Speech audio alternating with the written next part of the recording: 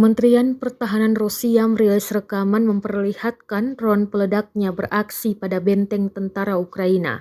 Drone menyerang parit tersebut secara membabi buta. Rekamannya beredar di Telegram pada Sabtu, 1 Juni 2024. Dalam keterangan unggahan disebutkan, operator drone FPV menghancurkan personel Ukraina di arah Donetsk. Dengan serangan yang tepat, awak drone menghantam personel angkatan bersenjata Ukraina di ruang istirahatnya. Penurunan amunisi berikutnya menewaskan beberapa militan Ukraina.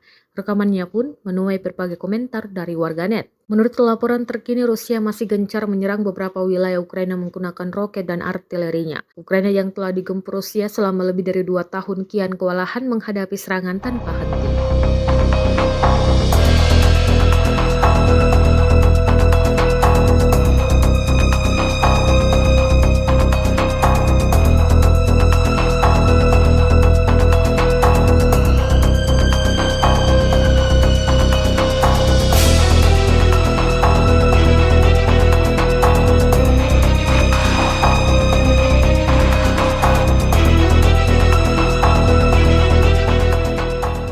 Download Tribun X sekarang, menghadirkan lokal menjadi Indonesia.